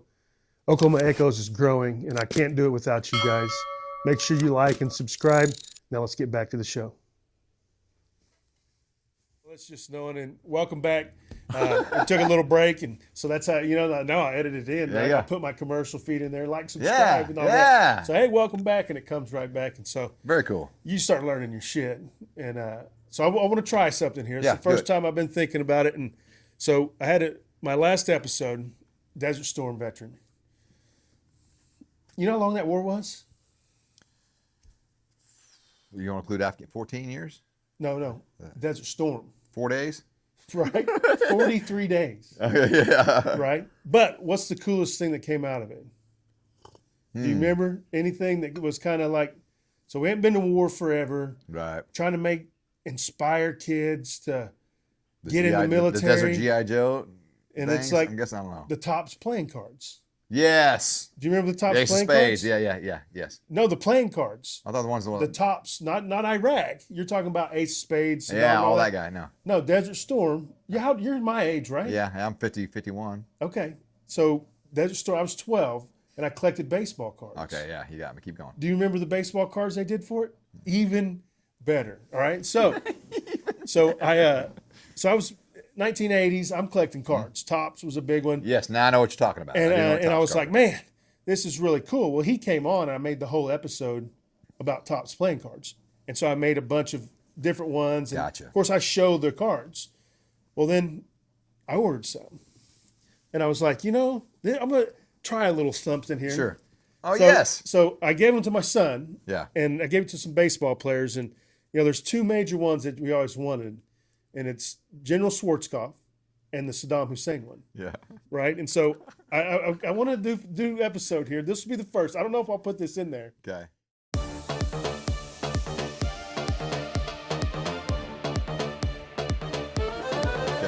But I want you to open that up. I don't remember these, man. See, you don't? Is there gum in here? Like the No. remember the gum? Yes, but it's a puzzle piece.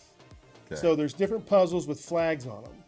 So Where'd you get this? I bought the whole box. Of dude. course you bought the whole box. Dude, look.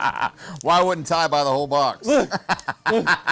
Right. So I'm like, I'm gonna have an episode All right, or yeah. a part of the show where it's like I love it. the top. So I'm like, we should bring this shit back. Desert Storm. Yeah. Pretty cool. All right, So here we go. You gotta go through and tell what Okay. you got. All right. Let's see. I'm gonna pass these on. Oh, it's part of the. Yeah, that's the Okay. the flag and the puzzle piece. There's that. Only because I can't see because I don't have my glasses on. Oh, you have your glasses on yet? Got the readers. I'm back in my GA. Yeah, get the reader. Get the where are your readers. You All right, can here read we go, it. That's baby. the Tomahawk missile here. Here we go. UH-60 Alpha Blackhawk, baby. Right Okay, there. Right so there. you've flown Yep, this. flew in that one right there. Yeah. What's the Alpha? That's you got Alpha, Bravo, Model Charlie. Well, Yeah, what's the Alpha model? it's the first one. The first, so it's the gens. Yeah, the yeah, generation. generations. Yeah, So sorry, that's- generation Alpha. What are we Bravo. on now? Fuck, we were on Limas, hotels, mics, no, uniforms probably. Uniform. So 11 UH-60. I'm guessing. Yeah, I'm making. Uniform? I haven't flown them. Interesting. I don't know. Hey, don't put that in there. Maybe Mike. You think I would know, dude? I haven't flown in so long. After yeah, but anyway. I'll look it up. Yeah, thanks. Saberni suits. Can't remember the. Oh yeah. Remember It's sitting like in it was ditches out there? mop gear. Yeah, mop gear. That's you right there. This is so much fun, man. This is really cool. Yeah. The Humvee with the Hummer. Yeah, this is there. Who we got here? We got some more aviation coming up here. In the trenches. CH-47, there's your Chinooks. There you So go. CH cargo helicopter. It's UH cargo helicopter. utility helicopter. AH Apache attack helicopter. Okay. So that tells what they. So the H Well, is it's like helicopter. the fighter jet, the F, and then Yeah. what's the bombers? B-52. B. Yeah. And yeah. So Call sign Bone on bombers. I don't know. Oh, that's Air Force talk. I'm not smart enough to do that. What is that one? The Series B. I don't know That's a what the hell fly. that That's a jet there, though, right? Yeah, it's a jet. It's a jet jockey. Here's a general, but I don't know who that one is. I can't even pronounce Yeah. that. Yosok. Yosok. Was close to. Yeah. You got a general in there. Yeah, that's the general, not the big one, but I was like, and so we started Those are talking about the neat. playing cards. Yeah. And it was like, you're coming back from a time where Vietnam War. Yeah. We had a bunch of new weaponry. They wanted to try it out. Oh, We yeah, started absolutely. talking about it, and so you had all these cards. I remember collecting them, like, holy cow. That's funny. No, I didn't do that. Yeah. That's cool. Yeah. No, I was like, man, I'm gonna try this one and see just kind of how. I don't know how I'll plug it in, if I even will, but I thought it was pretty cool. Like if you get a Saddam one though, I'm Oh gonna go crazy. yeah. I wonder if it's worth anything. Yeah. Well, I looked up the kid that got this General Schwarzkopf one. The guy has it on there for $1,500 on eBay, but you know how that is. Yeah. But it looked like it goes for $10. Yeah. Is what it is, which is cool. Cool. So, but no, just to get back on track a little bit, talking about Recon-Nect, talking about, and everything's good. That's what's really crazy about the mind of, I think, of a soldier and just men in general is until everything's great, right? Until it's not, right? The toxic environment, or you're put in a situation that your training kicks in or your anxiety kicks in. And so what we're doing in that sense of trying to find alternate medication, I thank you for it. And I appreciate your friendship on that. Because again, when we met at that time, it was important to me. Like I needed someone like you to, one, be blunt, and two, be overly zealous towards the point of like, just like, hey, it's your fault, dude. Suck the fuck up. Kind of quit drinking if that's the problem, just like you did a second ago. You know what I mean? Like that's important. And, Not always taken so well, but yeah. well, and that's like you said, we're not very good counselors. We're not good counselors. They didn't teach us that basic training, But we know each other, and we know and how what to trigger, pull yeah, each yeah, other absolutely. out of That that slap deal. us out of some stuff. Yeah. Yeah, and so it's really good, and I really am happy you came down here. And the crazy thing is, I never know where these episodes are going to go. What we're going to talk about. Yeah. Well, I'll do 4 more with you. You just pick the best Right, ones. and we'll just talk about it. Yeah. So, You pick the good stuff out of it. so yeah, but no, it's not to sit here and just rant Please. and rable anymore. You edit it. We'll go find what Yeah, you want. we'll just Talk. go do whatever we need to do on that. And so Recon-Nect Yeah. is an app, or you going nonprofit. 100% nonprofit. So you went nonprofit now. 100% nonprofit. I don't want any, kind of like you said, making money off the graves of soldiers and stuff like that. I am so sick and tired of having this, no Jeeps for vets, canoes for vets, whatever for vets, and then you find out that they don't do anything for vets. Yep. So or it's not ran by a vet. Yep. Just some different things that really irk me. So I want to make sure that 100% open and transparent about everything. The board members must be veterans or first responders. All of our board members, we have some ex-police, ex-firefighters, ex-veterans, so on the board, and it's all going to be for free, and so it's all on donations. Good.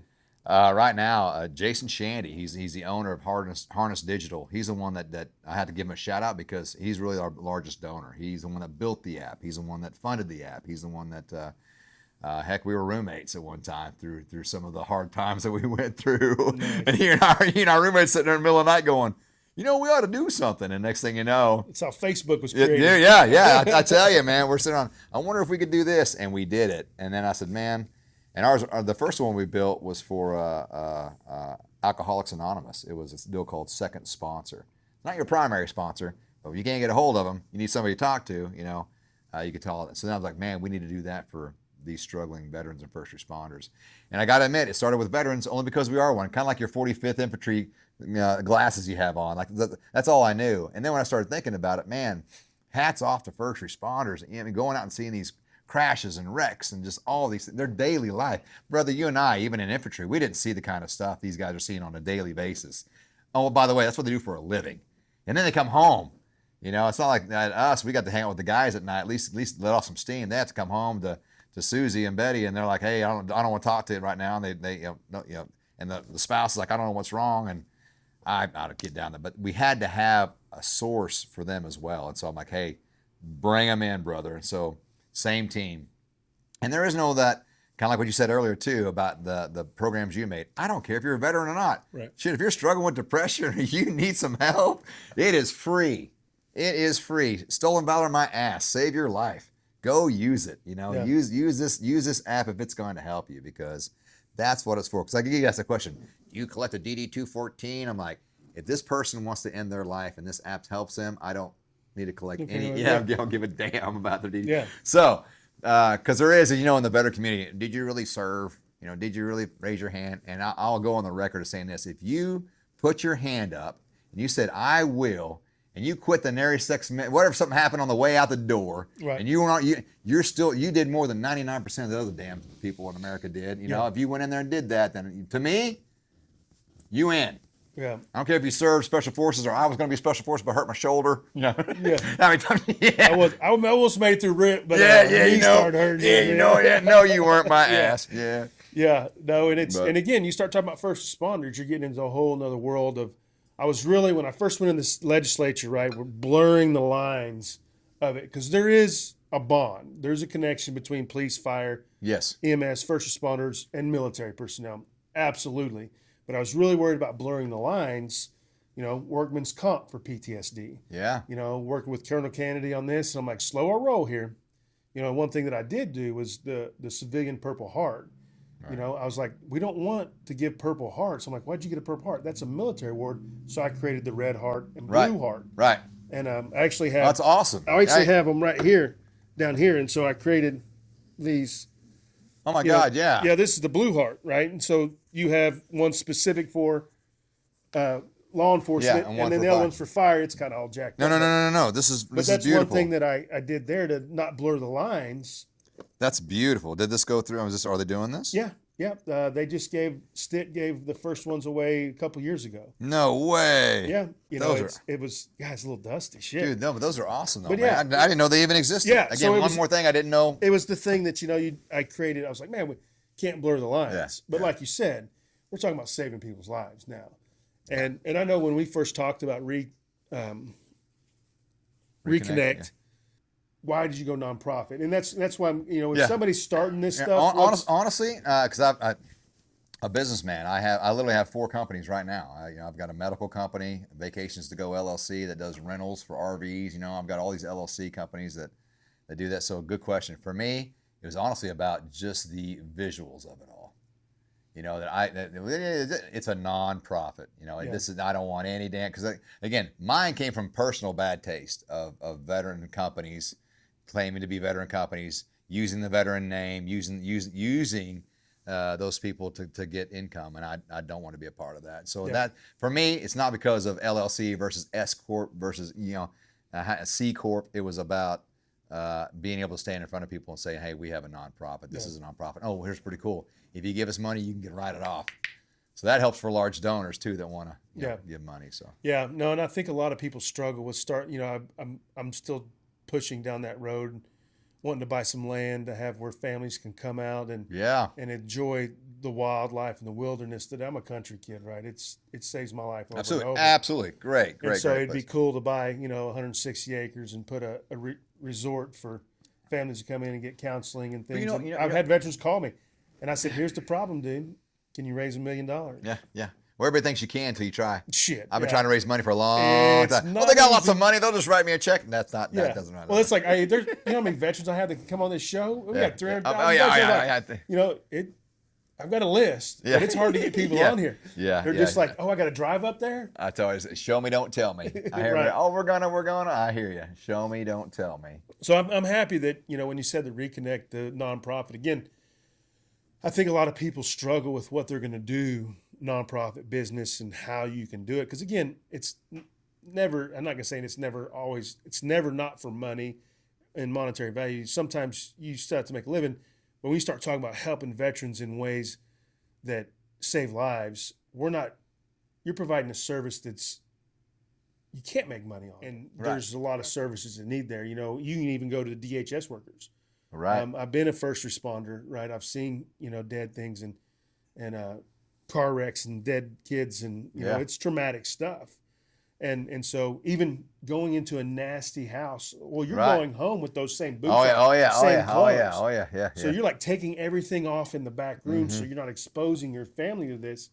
We do it for clothes and stuff, but we do it for our mind. No. And that's where I think we have to make some ground on. Right. And I think Recon-Nect would do that for sure. Well, I think, again, what happens, suffering leads to seeking. And I think, and the point of that is, until the 22 a day, until they started going, hold on a second, we have a problem here, until they started really digging into that stuff, I think until they started bringing it to light, only until then will you start finding solutions for it. That's just all there is to it. Yeah. And so, and I think the need's bigger than we can ever imagine. Right. I think a lot of people suffer in silence. I know I did. A lot of people suffer behind their Facebook post. They got the 3-car garage and all the stuff and all smiling, and just at how here's how you lay in bed at night and it's going, and that's how that's not peace, and I think a lot of people struggle with that. Now it's the devices, it's the dopamine hit. I want Amazon now. I want this now. And hell, ink pens will show up to your door. I think we're just used to that hit, and I think honestly, I want to start a group called Menopause. Men of Pause. And sometimes, man, when that person cuts you off before you flip them off or you get the bullet and that Men of Pause, that 2 seconds, and I think, it sounds so. I remember somebody told me that was the stupidest damn thing I ever heard. I ain't doing that crap. Right. You'd be amazed. Just counting to 10 has kept you out of a gun shooting, a bar fight, some things you shouldn't have said to your spouse. That, man, it was right there, and you go zing, and now you're sleeping alone for 4 days.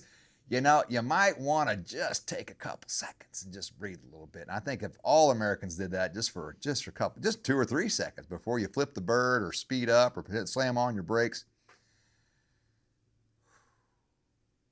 See, Reset. Calm the fuck down, man. It's gonna be all right.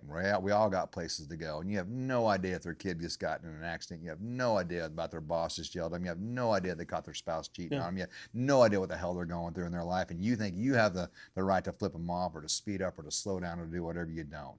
Yep. Man, so just take a breath. We're all trying to get through this together, brother, and all of our lives are struggles, and we're all trying to do the best we can. Gas prices and wars, and we're all anxiety driven, and we don't know we're all scared sheep, brother, and we're not helping each other by pissing each other off, you know. Yeah. But I digress. But I think you just, again, more and more people that have had success, that have seen the tops and seen the bottoms. I think it's important because that, like in the military, the first thing I do when I look at you is I size you up.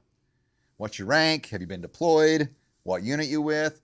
And I think in this realm too, with the mental health realm and the hey, I want to help you realm, we're not the fat kid in the gym telling you how to work out. Right. What you got to do is you got to watch your carbs. You know, you're not that guy. You're not the divorced friend, divorced 4 times, telling you how to stay married. We're not giving bad advice. Hey, I've been to the top, I've been to the bottom. Here's my resume. Here's some pictures. You know, I can prove it. And so when you sit down with a veteran or a person that's struggling, you go, hey, show me, don't tell. I'll show you mine. You show me yours. And you're like, oh crap, yeah. And you'll realize how much you're walking parallel with each other. And that's what's so crazy. And so here's man, you get me all. I get goosebumps. I can get goosebumps. You fire me up because that's why the isolation, and that's why, forgive me, that's why the devil. That's why they put you in isolation, because if me with my own mind, I'm with bad company. I start talking to myself, and I start going down a rabbit hole. None of that shit is true. But I'll let myself go, you know, and then I get myself my little hole. I call it the tar pit. And I get stuck in it, and I just kind of want to, and I know, and I love it.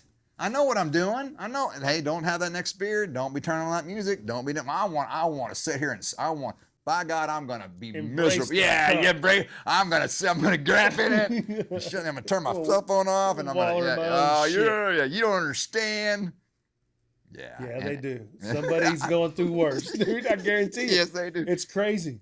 And so maybe the Recon-Nect, and maybe it grows into something where it's a group of people that, you know, we have meetings and we connect, or I don't know. There's some great organizations here in Oklahoma where those guys do that. They meet, you know, and I forget the name, forgive me, but we'll have to put it on the side. But anyway, there's a lot of great, Yeah, you can send it to me. Yeah, but don't isolate, you know, because that's what we like to do, and no one understands, no one gets it, and man, we all understand, we all get it. And so I think the more we talk about it, and I love what you're doing, Ty, I'll say it over and over again, I think just getting the word out, showing some vulnerability.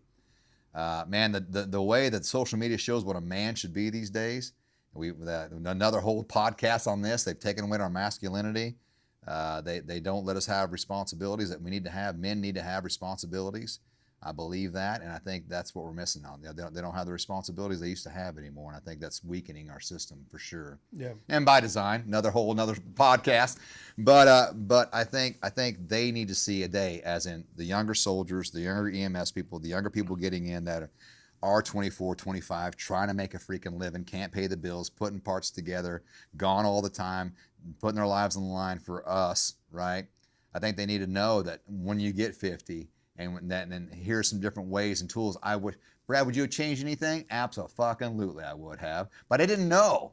And what you don't know. So maybe they'll hear a podcast. Maybe the saying that I said that you heard, it wasn't what I said. It was what you heard. Yeah. Hell, the words weren't even right. And that's not the point. The point is you heard what you needed to hear from whoever you needed to hear it from. Yeah. And it's funny about life. You'll hear the same stories over and over again, or here you go. You got this one. You got kids.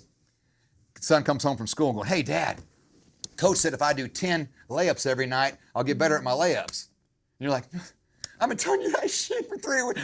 Go practice. Go. But the coach says something. Oh, by God. Right. Or his best friend's doing it. Right. Oh, hey, Dad, we figured it out. Greatest idea in the world. We're going to start going to the gym. He's a genius. Yeah. And so the same deal is that maybe if we hear it from somebody else, hear it in a different tone, hear it from a different person, maybe these soldiers, maybe they hear it from not an NCO, not a commander, but just 2 Joes having some coffee, bullshitting, on a podcast, saying, "Hey, feel you, brother. I hear you." Yeah. And they start. And what's funny, just like you and me doing the north-south head nod, you start hearing those stories like, "Holy shit! Oh yeah, holy shit! That's me. That's me. Yeah." And that's that veteran connection, because again, not not a hit on them, but the spouses and the parents and even the best friends, they cannot understand that. And like, they don't know what the veteran, when they start going, oh yeah, and they aren't a part, and it's not their fault. And I don't want them to be a part of it, because I that's why I did it, so they wouldn't have to, kind of a story, you know? Yeah, no, it's true. Again, it's just one of those things that you're, and again, you may not even know. That's the benefit of it. You're just like, God, I don't even know why I'm feeling this way. Most people that have anxiety, like, I don't know what did it. Yeah. But I know I feel it, you know, and so it's just a weird thing. And that battle buddy system is something real important. I remember when I flew into Kuwait, and I dealt with separation anxiety disorder as a child, parents going through a divorce. So I remember physically getting sick going to pre-K, preschool. And so imagine a kid going to basic training. I used to go to Stillwater wrestling camps and physically get sick, and my mom had to come get me. I couldn't leave home. I go overseas. Remember, I flew into Kuwait, and I'm like, mother. Yeah. And I'm just like, hit my butt, said, talk to me, dude. I don't even remember who it was. Yeah. But I'm like, talk to me. I'm about to have a panic attack. This Kuwait's safe. I didn't know that. Yeah, right. Yeah. Had no clue. All I know is I see writing that I don't know. Yep. I remember landing in Kuwait. It's just crazy. You're like, I have no weapon. All the buses have the yeah, everything's got shades on it. Shades on it, yeah. And you're just like, you're just sitting there. You got two people up front with weapons, and you're like, right, yeah. I said, talk to me, dude. I'm about to have a panic attack. And it's like, what do you want me to say? I don't know. Just say something. Yeah, right. Yeah. And so it's, and you start missing. Everybody gets busy. Yeah. And distance becomes hard to maneuver sometimes. And that's where technology becomes really grateful. And again, I think it'll evolve in several different ways. I think, I appreciate the podcast. I think it'll be just listening to yourself talk about things. Like you said, journaling. Yeah, it's huge. It's huge. It sounds silly. Then you go back and you read it the next day, or a week later, you're like, oh my God, what a pussy. Yeah, man. what kind of idiot was the one right What then? was I going through then? It don't even make sense. Yeah. Just like that girlfriend breaking up with you in high school, you Yes. feel like you're dead. Yes. Oh, And then terrible. you're like, and now you're like, yeah. that's nothing compared to what you're fixing to go through. Right. Oh, yeah. Yeah. And so that's crazy. So again, man, I know we could do this forever. And again, we have to do it again. We will, absolutely, 100%. But in closing, yeah, right, let's end it up. And in closing, Brad Dean, final thoughts, brother. Yeah, no, I want to say again, thanks for having me out. I think what you're doing is important. I think we need to get the word out as much as possible. Let those guys know that if they are going through something, that it's okay, right? I don't want to sound like a commercial, just from my own personal experience, and I'm only talking for me. Is that if I would have known that there were some resources out there that would have helped me out, that would have been great, So if I could summarize anything, guys, the most important thing in life is relationships, and I think that relationship with your higher power, right? You can take this anywhere you want to take it. I don't want to get religious with you, but relationship with yourself. Ty, I don't know about you, but when I wake up at 4 a.m., a little drill sergeant wakes up. You piece of shit, your teeth are crooked, you're bald, you're fat. Why'd you wake up so late? You need to hurry up. What did you do yesterday? Negative, guilt, shame. You piece of shit. Why are you fat? That drill sergeant voice hasn't done me much good lately. And so I've got to learn, and I want to tell people that if you can get these tools, like you said, to talk it out, write it out. Is that real? Is that what I've been telling myself this whole life? Is that no? And he said the only way you can catch that, if you just let your mind go, it's we call it the self-licking ice cream cone. Right. And never devour, and you'll get yourself trapped in that. So the journaling piece as well. So you told me to wrap it up, and I did. But no, you're good. Honestly, I think through all the journeys that I've been through, I'm grateful most for the relationships. And I think the hardest relationship I've had to repair, and all the ones that I have broken, has been the one with myself. I had to look at myself in the mirror and forgive myself. And I had to, it's going to sound silly as hell. I'll never forget, I was in my kitchen of a rent house. I'd lost, going through it. And I had just held myself. And I just hugged myself. And I said, dude, stop. Let's write it out. Look at yourself. Who are you? What have you done? Stop. Stop. And think about this, Ty. It sounds stupid. Only until you truly love yourself can you love somebody else. Because right now, all these toxic relationships I was in, hey, here's my shit.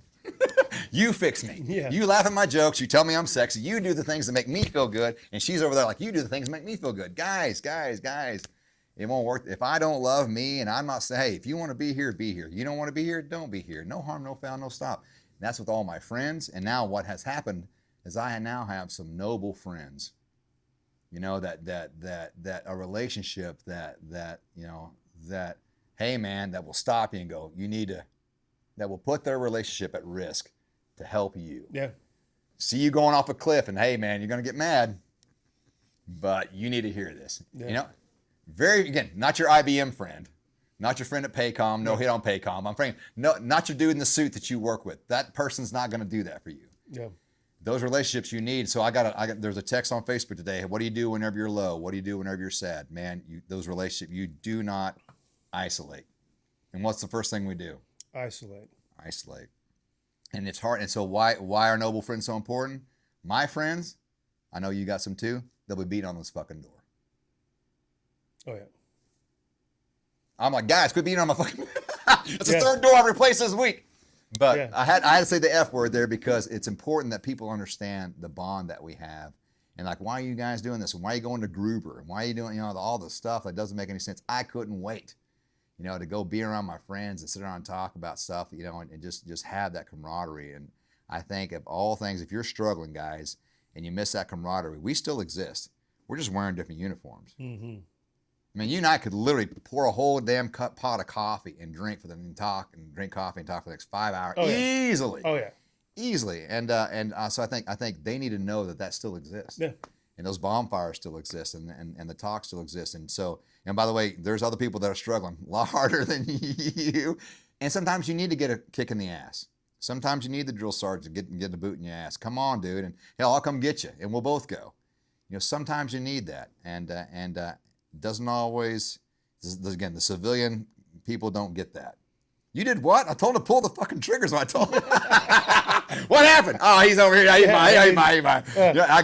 What's funny is so the crazy story for me is so Oaks, he's the gunner. And this is one of those crazy times, right? So he just smokes a dude. And this kid's young. I know you just tell he's kind of a trouble kid. Yeah. Love him to death. And he was a late attachment to me, and he smokes this cat.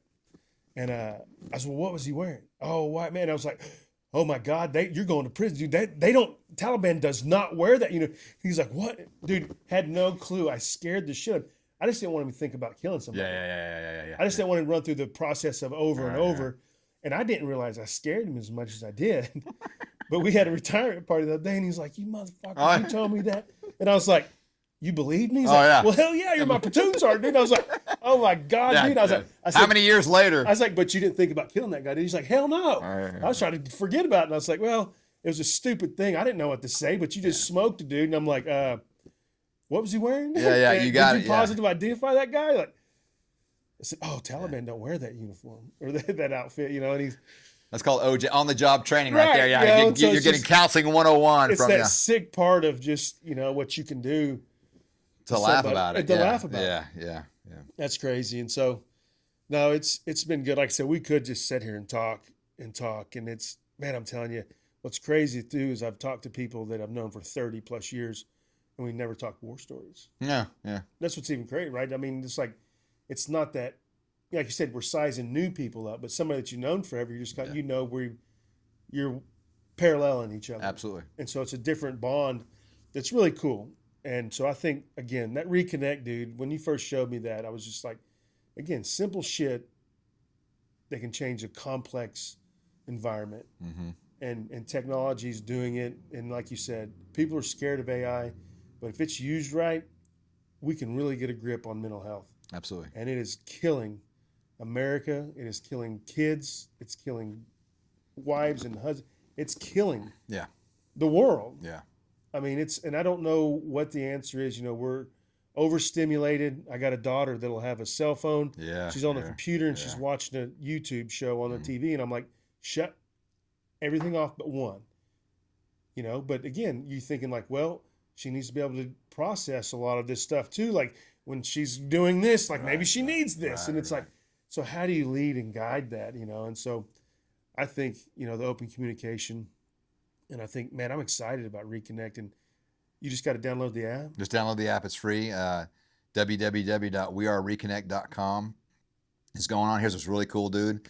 OU football signed up for Stacks for Sacks. So now every time OU football sacks, have a sack, we get money for that. So OU football, Stacks for Sacks. I'm sorry that the Thunder lost, but now the OU football thing's kicking on. So I love OSU. I went to OSU, Right? but they didn't sign up for Recon-Nect. So I'm like, I'm an OSU fan, but OU got out on the ball first. We'll look at OSU next year. Well, I tell everybody that I got 2 degrees from OSU, so I'm smart enough to be a Sooner fan. That's right. Unless it's wrestling, That's I'm right. a pretty big OSU wrestling fan, which I think I even have. Yeah, you got the OSU fan. In wrestling, Pete. Yeah, it's like yeah. so. Yeah, it's. I'm excited to see it grow, and like I said, Hey, what I want to do, Ty, so I know I showed you my coin, and I want to make sure that you understand how much I appreciate what you're doing, and also how much you symbolize, what it is that me and the nonprofit we're trying to do is help others, right? Even at the expense of ourselves. And when I say expense of ourselves, man, going out in public and just biting the bullet and saying what's hard to say and talking about the elephant in the room is not easy. And I think that's true leadership, no matter what rank you wear on your chest or what we're perceived as. Because I think really, saying the hard things, standing up for what's right, which is sad, it's rare.